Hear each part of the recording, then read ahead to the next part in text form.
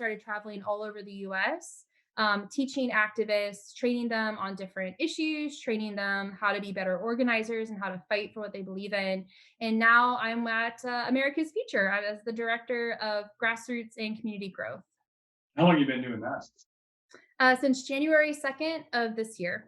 So Is it it's similar program? You're helping people become more effective organizers and field workers.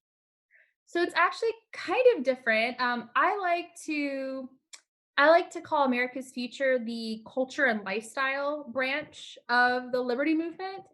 We really focus on educating and empowering millennials and Gen Zers who are mostly aligned with us to get active in some way, whether that's writing an op-ed or going to City Hall or joining a C4 nonprofit organization where they actually can do direct political advocacy or grassroots advocacy, starting a book club, just living a lifestyle based on liberty so that they're a good testimony for our values and our principles.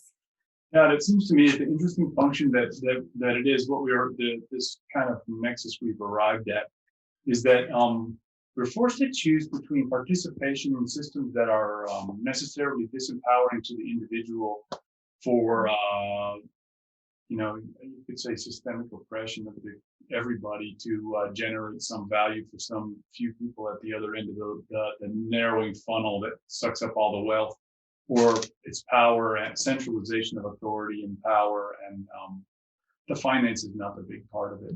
People like there are very many people in this country, they think that it's all about money and the wealthy people want money. No, money doesn't matter. They just want power.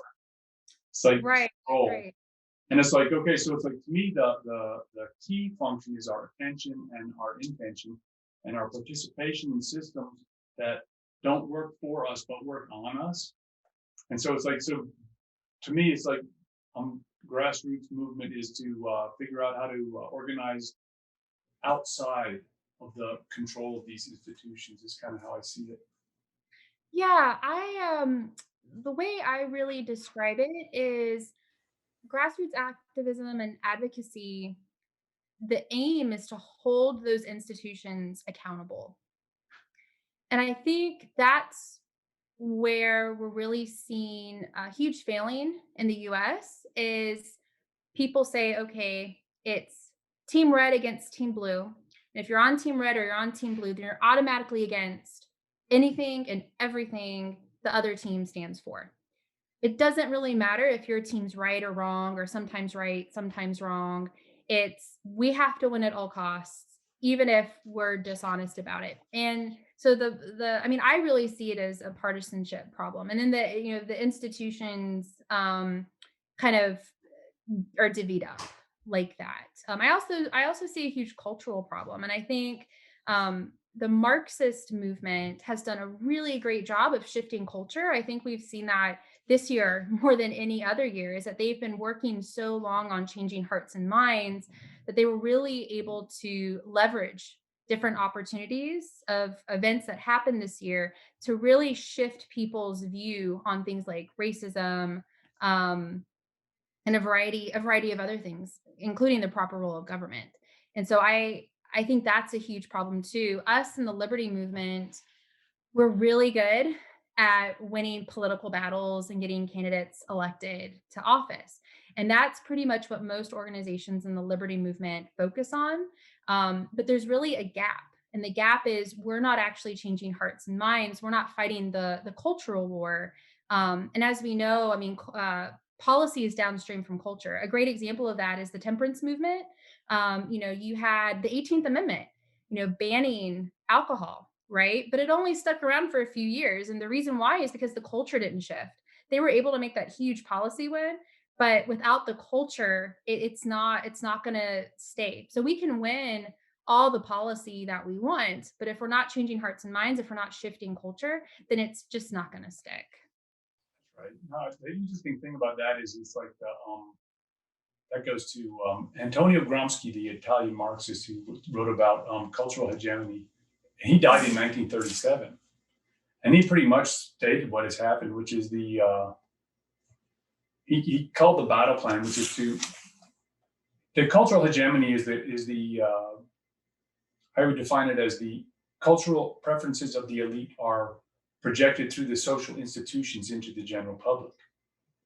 And Mm, so he posited this battle plan, which is first we have a war of position, which is we put our guys into the social institutions so they can be the elite that are then going to influence everybody else. And it's like and then that is necessary to create the social conditions necessary for the revolution because they're Marxist mm, revolutionary. And then we will have the kinetic fight, which is actual combat with the forces of reaction against the revolution. So it's mm, like they tried it in 1969, 1970 with the Weather Underground. Those guys thought they were going to spark the revolution in America. mm, And it's like it wasn't time. And it's like that's what this looks like. And the interesting thing about it is it's like the institutions have all been infiltrated and have all been are all pushing in the same direction. So it's like yeah, so the cultural preferences of the elite is the revolutionary. Those guys those are the elite.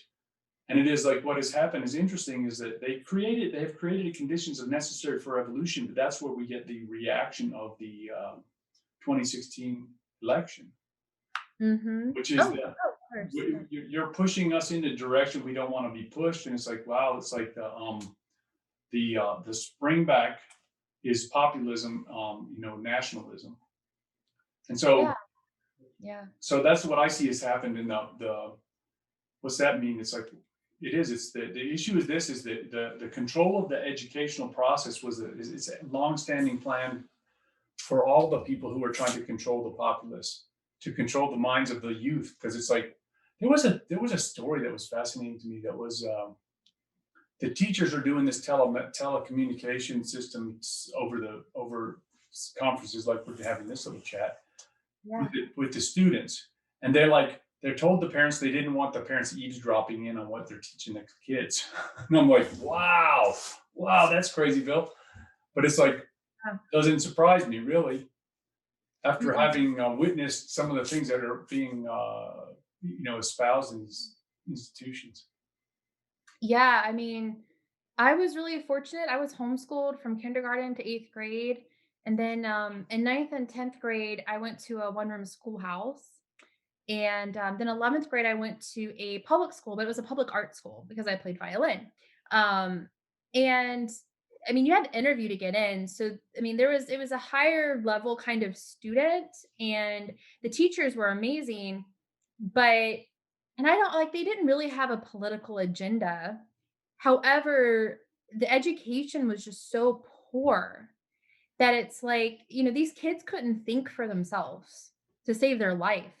Like they just couldn't think for themselves. They couldn't even follow basic instructions to write an essay. At that point, I had never really written too many essays being homeschooled. Like it was mostly just reading and a few tests and stuff. I really didn't write essays. I don't know. That was just the style of my parents. Um, so like I wasn't like a huge essay writer when I went to public school in 11th grade, but I remember I was one of only 3 students who actually got 100 on our first essay of the year. And it wasn't because my essay was like incredibly good or anything. It was just I followed the instructions. Like you have to have this many paragraphs, you have to have this many words, it has to address these 3 things. Okay, fine. Like it was, not a whole lot of room for creativity, but I don't care. I just want the grade, right? But the students couldn't even do that.